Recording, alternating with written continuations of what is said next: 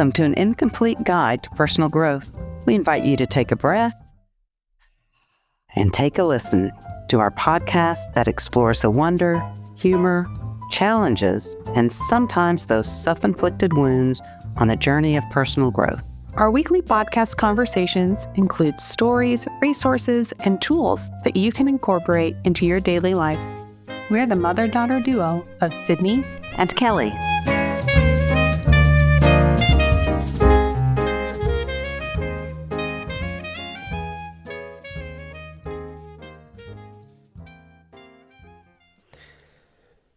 Hey, Sydney. Hi, Mom. You know, I consider myself a pretty good decision maker. Yes. Yeah. When I come up with stuff, it's just, I got it. So, as you know, back in, I guess it was right before the year because my insurance wasn't up yet. I went to the eye doctor. Yes. I decided it big enough change, so I picked out some glasses. Yes, you did. Oh, no, I know where this is going. And I started putting on, and then I don't wear them during the day much. No, just at night, all. yeah. But I'm going to on a future episode because I got these glasses and I'm like, I got home, once I went and picked them up and I was like, and I got home and I'm putting them on. I'm like, who chose these? That is so. These are the ugliest things I've ever seen. They're blah. There's nothing. And that is so funny. I was wondering because we went and did a trip to Warby Parker at the mall. I was like, why are we coming here? It's like, she doesn't like her glasses that much. I've got to find new glasses. And they're so expensive at the doctor. They are. And so I was like, I'm going to Warby Parker where the frames anyway are affordable. Affordable. Yeah. The lenses, no matter where you go. Yeah, because you're with your like this. biblical stuff. But it was like, I was so mad at myself. I'm like, that is ridiculous. But I couldn't keep wearing them. That isn't the most expensive mistake you've made, but You're it's up right there. On that. Isn't that funny? It's There's some decision. I'm really good about you really are. Other things, but that is so funny. The best part about that though was that we got to take Charles and putting him in other glasses. I know he put on those ones. Yes, and he was like, "I look like a lady." I look like a lady. That was so and funny. All I could think of was the episode of George. Oh yes, of Seinfeld. And he bought. And everybody's like, "Those are women's glasses." He's like, "No, they're not." That was so funny. But oh anyway, my gosh, that was fun. But another mistake. So if you pick something, there was the toilet paper mistake. Yeah, that was a lot less expensive. That was a lot less expensive. So hopefully, if you've made something similar, you feel less alone in that. That's right. Sometimes you just got to go back and get new glasses. Yeah, that's ridiculously That's so expensive. funny. That was man, goofy. Yes. Goofy. Yes. We're finishing up our interview with Glenn this week, so hopefully all of you can, catch up on more of his story. Yeah. So fun. So a lot great. of information there too. Yeah. So enjoy. So when it comes to like your leadership, are you talking to groups? Are you talking how does you have a company you started? Yeah. Right? So Revelation Facilitation, because my last name is Revel, and then we made the playoff of having a Revelation, right? That's good. I do keynote speaking. I do one-on-one corporate professional coaching. Yeah. Cool. I speak at I'll work with teams, with companies, with individuals. I spoke at I have the Society of Human Resources Management coming up. I'm speaking and I'm doing a talk on how do you make sure your interview process and your interview questions reflect the culture of your company and what you want the people you hire to actually reflect those values. And how do you align those things? Yeah. But the big one I do is called Cultivating Authentic Connections. It's my keynote, and I use the 5 principles of improv because to your point about how did I go from a traditional coach to this? Yes. From in the business world and athletics, I do some stuff with the military here in town. And what I realized was teams are teams are teams, and people are people are people. Yeah, that's all. And because I have this, whether it's right or not, I can walk into a room and I played professional sports. I work with the Air Force Special Warfare Training Wing. People will listen to me because I have things associated with my name that will get me in the door, right? Yeah. So that's the big thing is basically how do I, so when I talk about teams and whether it's a sports team, a business team, basically what I've discovered is to be universally true is the better that teams know themselves personally and collectively, the better they perform. Yeah. Right. So like if I know Kelly as a person and I kind of understand like what drives her, then I can figure out like why is she acting the way that she is, or why is she doing what she's not doing or doing. Right. And a lot of times in the corporate world, people don't really know each other that well because the corporate world is weird and it's this weird like grayscale setting. So I get to come in as like an unaffiliated third party. Yes.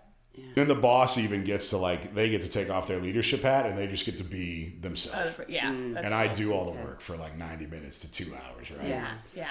So yeah, that's kind of essentially what I realized was the athletic teams I was in and a part of and the organizations that I've seen, whether they were good or bad, the principles that I learned through them were evergreen and they apply to a bunch of different spaces. Yeah. Isn't that great? So yeah, that's kind of how that iteration. Yeah.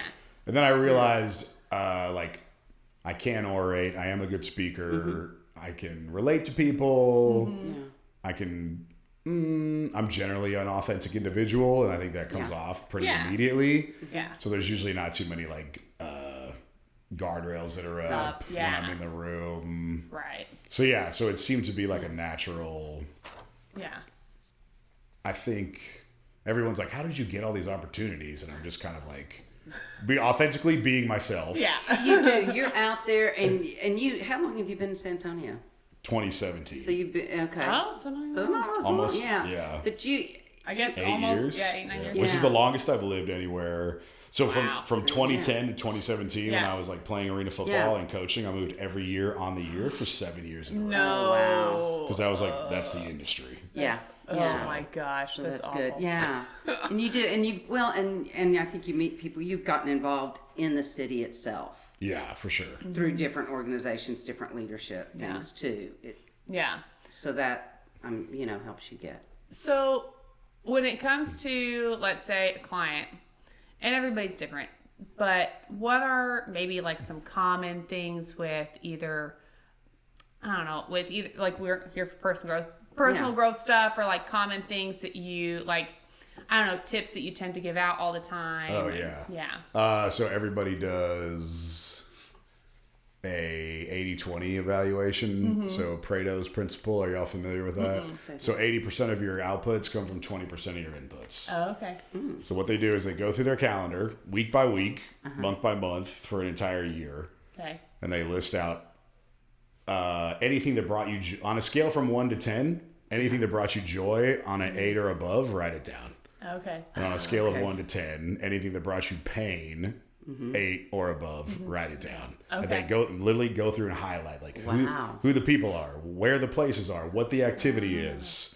Yeah. And if they bring you joy on a scale of 8 out of 10, like you have to proactively schedule them into your calendar more.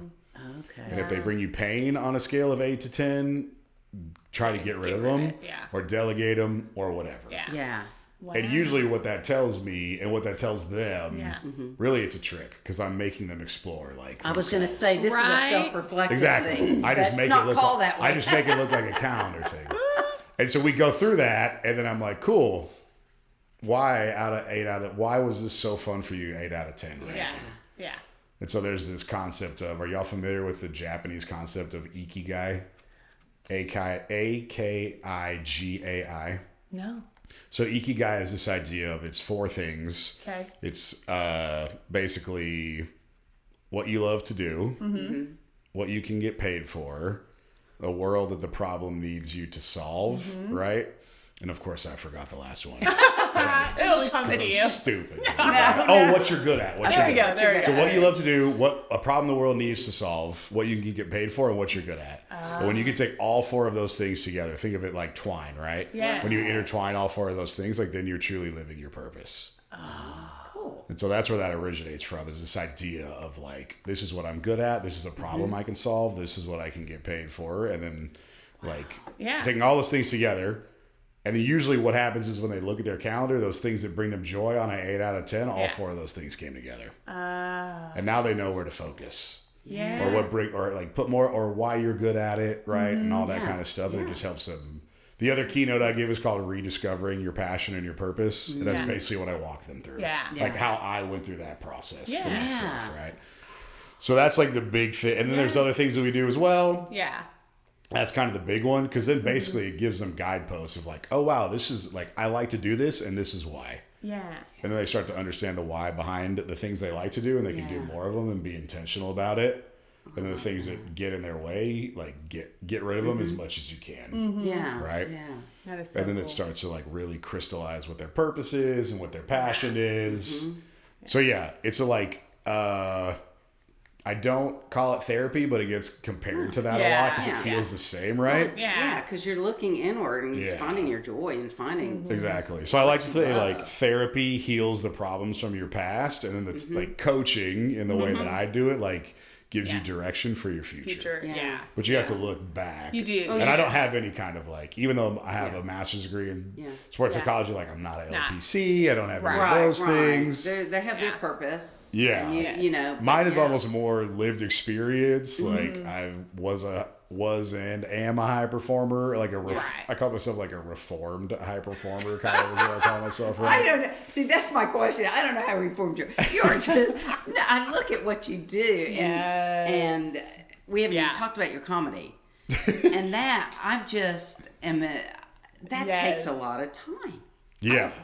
To formulate, to come up, to get your routine up there for however long, and you do it regularly. Well, and I bet I would think improv and doing like that would probably help you be a more reformed high performer, because you're gonna fail, you're gonna flop, it's inevitable, and so I feel like that takes, it's like the more you experience that, you're like, okay, I don't have to be amazing, I don't have to be perfect, and you don't have to do that every single time. And improv was so hard, like it was so hard. You were good at it, like you were I feel like you were probably top. You and Nick were probably the best improvs we had on our team. Look at that. It's on the record. And I really liked it, but it was hard for me, and I never felt like very completely natural up there. Where stand up, so basically I quit doing improv because it was harder than stand up is. See, and I went to a comedy thing. You did. But I didn't have the time to sit there and formulate all the jokes constantly. I just didn't. That takes a lot of time, and I knew I didn't have it it does, like, at that point. I say that improv comedy is the 10,000 hour rule, 5 minutes at a time. Yeah, see that's what I like. When you go to an open true. mic, you get 5 minutes. And that's it. Yeah. And but you have to. But what you worked on to get to those 5 Takes minutes forever. is a lot more. Yeah. And see, improv, I like going because I don't know what's going to happen. Just roll up there. I like to have I'm more of like an extemporaneous person, you know what I mean? Like I have a little bit of a plan. Yeah. But the improv background does help a ton because I can deviate. Yeah. I can, and I use it like in the speaking that I do. I bet you do. All that kind of stuff. Yeah. So yeah, that's kind of what I realized was like, I realized my superpower was connecting people. Yeah. And part of the improv was failure. Yeah. And does that come into your leadership? Stuff now. At all. Now. Because, part of leadership, you're not going to get it right all the time, right? Oh, for sure. No, absolutely. Because it was like failure was always a thing I was like deathly afraid of. Yes. Then it directly like, I failed. I'm not good at this, so I'm not a good person. Yes. Yeah. And then, right? Yeah. Yes. And especially like in the world of athletics, like you did it on a field in front of people. And you have your whole team. Like, I think if I fail, almost the worst part is not just myself. What if I let down out in the world? Oh, I can remember one time when you were doing a recital. I think it was your first really long one, and you started out because I knew you well enough. I thought, she's starting out kind of not on it. Yeah.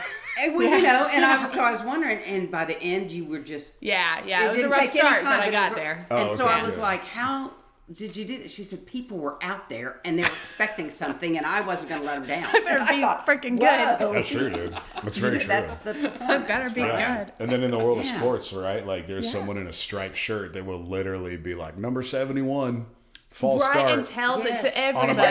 On a microphone. Yeah. And everyone knows. And then everything. they put you on the Jumbotron wanting to see a reaction from you. To see what you're gonna do. Yep. You know what I mean? Love it. Yep. Oh, so I'm gonna look at that differently. Cool, dude. Now. Yeah. But the thing is, like, but when you're the audience, you don't care. No. You're just like, oh, cool, dude. That guy got a penalty. Okay. Yeah. And you move I on. just watched their reaction. And go, what, me? Yeah. When you know they did. Whereas, like, and that's the thing is like, and then, but when you're number 71, you're like, bro, You know what I mean? So you have to realize, like, probably your failures are the biggest, like, they're the biggest deal to you and not a lot of And not other Yes. people. Yes. Yeah. And so, Wow. so like, that's a thing I work with people a lot on when they're like in my personal coaching, right? Yeah. But then also for leaders, the most powerful thing a leader can say is, I'm sorry. Yeah. And not trying to explain away a bad decision they made or like, because that's worse. Like, just own it. I know you're a new parent, but that's true too. Oh, for sure. Yeah, I have no doubt. Like, and Your that biggest strength is saying, I'm sorry. yeah. And that was the one thing when I was an athlete, I hated that coaches would not do that. So I made sure when I became a coach, like, I'm very willing to be like, hey, man, I messed up. That's my fault. Right, You know, right. because also that makes you, it humanizes you, and the people that you work with or the people that work for you, like, understand. Yeah. And they probably want to then rally behind you even more, you know? Yeah. So that was always something that I kind of like, to your point about being a parent, right? Like, Yes. you like break those generational curses or like don't repeat things Yeah. because you didn't love them happening to you. Right. Yes, Right. Parents- exactly. Yeah. Yeah. So you've got all this, you've got a lot going on. How do you, and a new, 6-month-old. They still don't sleep. So how do you help yourself keep a life balance? Oh yeah. I mean, because obviously you came from football where there was no balance, Yeah, and it was all regimented. Yeah, for sure. and you transitioned, Yeah. and you still I think want to do doing like things that I like to do. So for like to your point about growth mindset, now that I'm older, it's funny because I'll kind of like look back on thoughts that I had when I was a little kid, and I'm like, oh, even back then, like somehow it was ingrained in me, or it was when I was a little kid, or I say that up until like all the way through high school and college, right? Like I was like, oh, I only play football and I only do this, but maybe when I'm a grown up, I'll do I'll do a different thing every year just to try it. Funny, yeah. And I didn't know what growth mindset was back then. Yeah. But that's what it was, right? Right. So now it manifests itself as we did improv. Like I did improv for a year. Yes. Right. And then I did like my 1 year anniversary of my stand-up comedy debut is actually like today. Oh yeah. So a year ago today, Yeah. like I took the 8-week beginner class. Yeah. I did the thing, and then that kind of took off. But also like pickleball has become really fun for me because it's athletic, but it's not a thing that I've done before. Yeah. Right. Yeah. And so when I speak to coaches, like I'll still speak to traditional coaches and I talk about checking in on your growth mindset or how important it is for someone to have a coach because they can like 1 year I took up competitive pistol shooting. Ooh. And it was just something completely different, right? Like I had no Yeah. idea. And I got a That's so coach cool. and I learned a bunch of stuff that was applicable across different domains. So I heard Brene Brown, she came to San Antonio and spoke at Trinity. Oh, cool. Yeah. And she talked a lot about how AI is emerging, right? But like at the end of the day, as AI becomes more prevalent, like people skills only get more and more critical. And more valuable. And if you can draw, and she said the most successful people, she talked about Trinity being a liberal arts college and how some people are like, oh, soft skills. Right. Blah, blah. No. You know what I mean? But it's also like, or, being a musician. Yes, It's like if you can correlate, the more correlations you can draw between seemingly uncommon things, the more people you can relate to. Yes. So when I heard her say that, I was like, oh, that's me. Yeah. Yeah. So that was very empowering. And that was very cool. So Yes. to your point, I talk a lot to high performers about finding your sanctuary. Yes. And so for me, my sanctuary is water.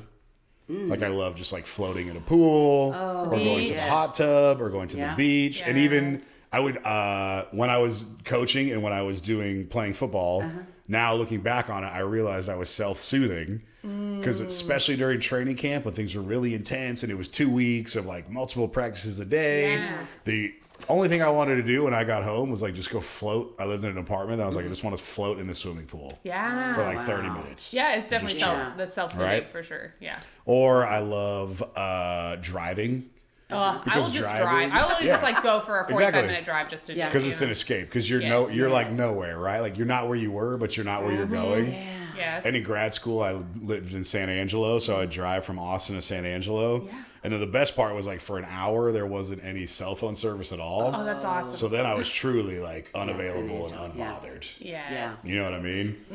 Yeah. So like finding those things and doing them is always good. And then so like water, driving, music is another one because I like always loved performers, right? Yeah. And when I was little, I lived in Austin, and my parents would take us to the Paramount Theater. We had like the little kid membership, right? Yes.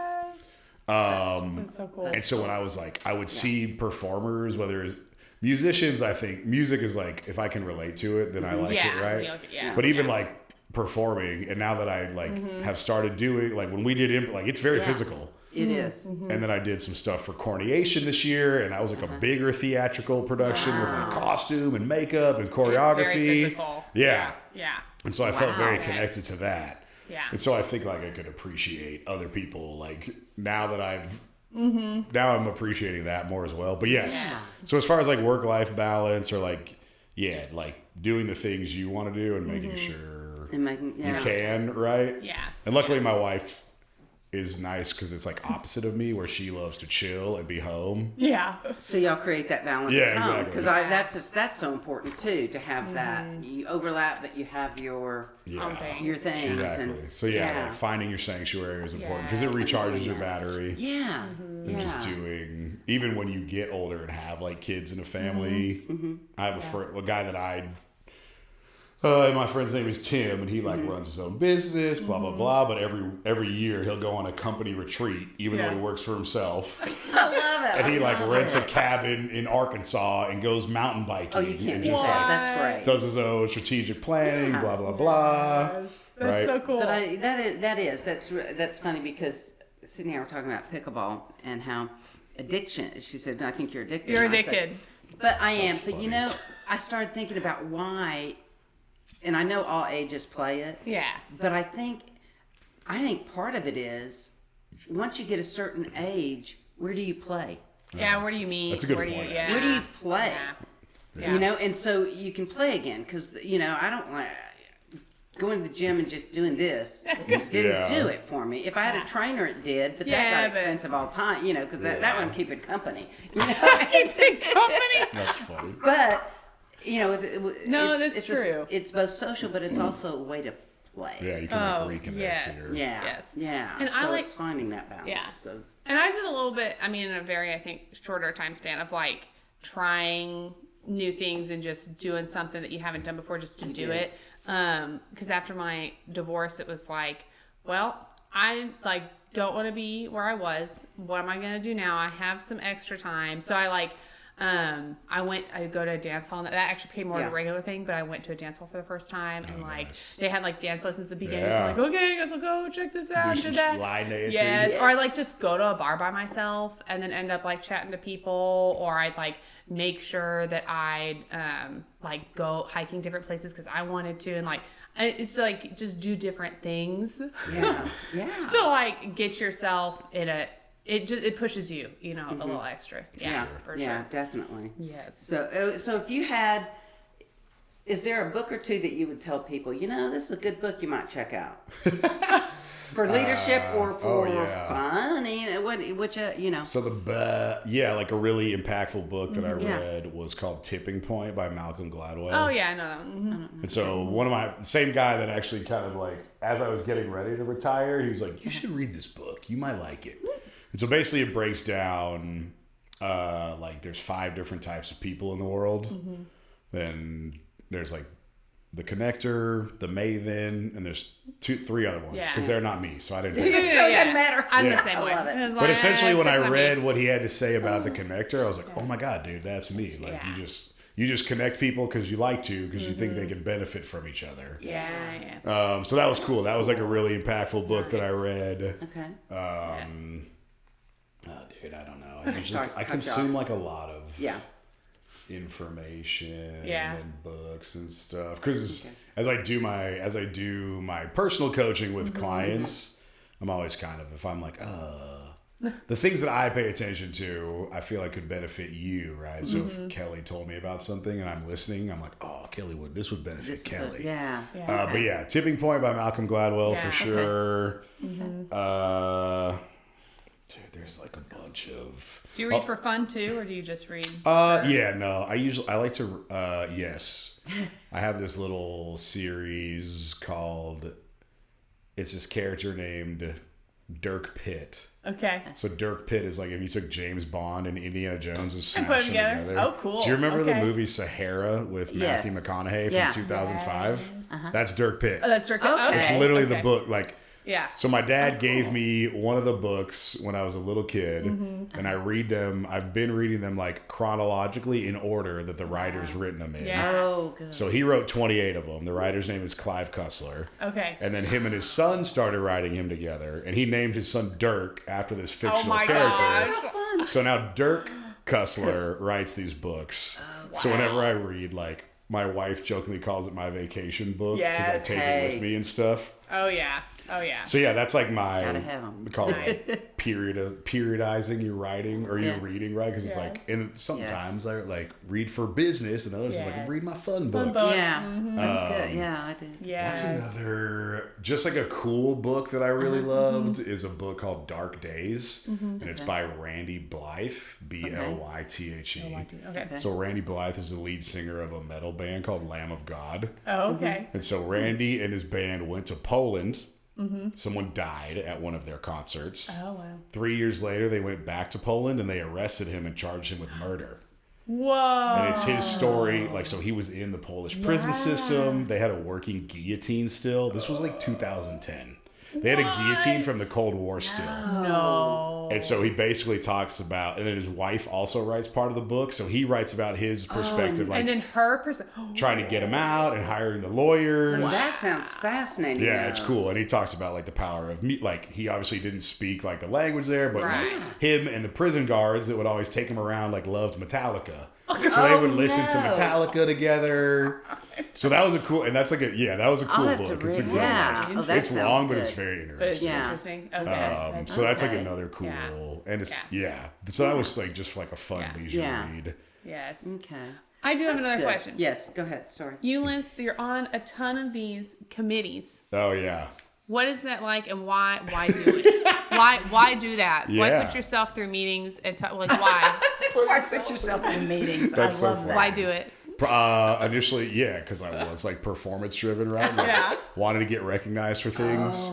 But then I had a very visceral experience where I got into a pretty elite leadership program, and a person in it at our happy hour meet and greet figured out I was an educator. Yeah. And said to me, "That's so weird that they would let an educator in here because y'all don't really do anything." Oh my. Yeah. No. And I was like, "Oh, cool. Fuck you." Yeah. Yes. And I was at that point, I might still be actually. I was the first ever student-facing educator to go through the program in its 44 years of existence. What? So I realized, and that's very true. Like, educators are absolutely looked down on. Oh yeah. In like across whatever, right?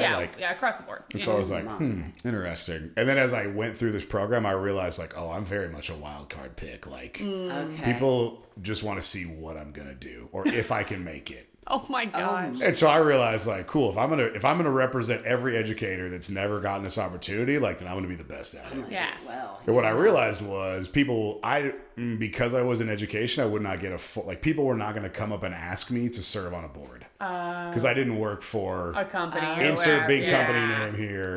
Right. I didn't have money to give because of a big salary. That's a big thing, right? But I was like, you know what I'm gonna do? Like, I'm just gonna volunteer my way into I don't know, importance, relevancy, whatever, right? And then so basically what I figured out was like, I have all the same habits as these high performers that are C-suite individuals for Fortune 500 companies that we've heard of. Yeah. I just do them in a different way with different people. Yeah. So that was part of it. Wow. And then it like, once you kind of like get into it and do it, then like opportunities just snowball. So then it's like, oh, well, he was the president of this. He could probably do this too. Yeah. Okay. So I would say if that's like something people aspire to, Yeah. There's ways to get in just like a different way. yeah, like just start volunteering your time, showing Yeah. up, Yeah. let people know it's important to you. Because then I did get basically because I had no quote unquote like corporate experience, right? When I left education to move into the business world or the nonprofit space where I was at for a year, I basically was like, oh, I've done this. Like, I've been the president of a board. I understand how governance works. Like, I understand selecting committees and like placing people in leadership, right? Like, I essentially was a mini CEO for 3 years. And I figured out, like, is this important to you? If it's not, what are you doing here? And a lot of it. So the experience I didn't get in the Typical. like corporate setting, right? Like I got it through that. Because then Okay. I could walk in and be like, oh yeah, like I had to modernize our systems and processes. Like we had to I had to deal with fundraising and people that weren't contributing and like they were giving money but they weren't participating. Yeah. So really it just turned into a cool like actual like leadership lab experience for me. Yeah. That's cool. And every time y'all probably heard this because everyone hears it early in their career, they're like, "Oh, that's going to be great experience for you down the road, right? Do it for free. It's great experience and exposure." Yes. There you go. Cool. And it is. But like, Now that I'm 38, can I pay some bills? Like, right? When I was 24, no. yeah. But now that I'm 38, I'm getting paid for my experience. Yes. It's just not by the people that I work for free. Yes. You know what I mean? Gosh. So like when I walk in to do whatever, like Yeah. if you like want an hour of my time to do corporate This is what coaching, it's Like this is the No, 'Cause that's what that's I cool. I love that. So I'm getting it on the back end. Right? Yeah. And you know, I love that because I think I don't know, just my things unfold and we couldn't have predicted. Yeah. You know, some of these things you couldn't, you know, when you were way back in the football days, you didn't see yourself here. Yeah. Oh, for sure. But it unfolds and every piece of what you did is in your talk, every talk you give. Yeah, Yes. for sure. You know, and that's just Yes. and I think that's what personal growth is. Oh, absolutely. It's taking that Yes. and we continually move forward if we're aware of it. Yeah. Yeah. So I've been fortunate in that aspect for sure. Yeah. Oh, yeah. Before we wrap up, Yeah. can you highlight?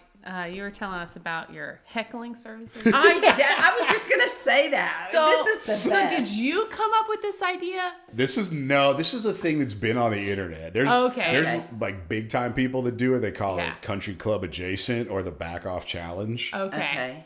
But yeah, so this is just like we call it the heckle hole. Yes. And so if you need someone at your golf tournament to have a party hole, you can hire me and my friends. Yeah. And we'll just come sit at the tee box with megaphones and just make fun of people as they golf. Like for like what they're wearing, what they look like, like what they're drinking. attitude. Oh my just like how God. bad a golfer they are.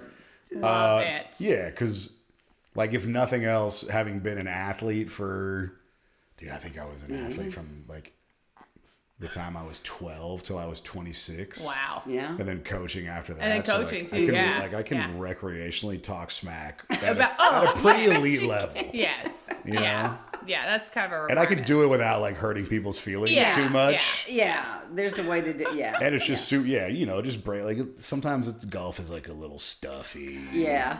Yeah. don't like Oh, it that. is. Yeah. People take it really So seriously. yeah, that's been super fun. So, Yes. who is like the first person to be like, come do this for us? Like, The Cystic Fibrosis Foundation. okay. Yeah. Yeah. So And then That it's is branched cool. out from there. Yeah. So That's That is hilarious. fantastic. I Love love it. that. I had never heard of that, but I absolutely love it. So good. Yeah. So good. So. it's consensual too. So we Yes. let them know like Yes. Yeah. when they that- pull yeah. up, we're gonna heckle you unless you don't want us to. Oh, that's we're- good. okay. That's nice. Yeah. That's nice. Do some people say no? Everyone's pretty much. There's definitely people that don't enjoy it, but no one said. But they're not to. going Like, because there's other outright. people around. Exactly. So, hey, Yeah. I got to be able Peer to take pressure. it. You know what I mean? Yeah, exactly. Yes. So I yeah. love it. That is Well, so this is good. great.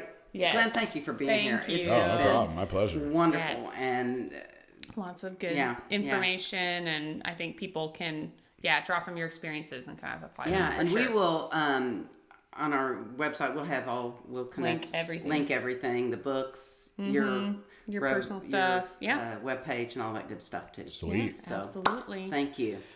All right, so we look forward to next week. I'm going to take a breath and take a listen.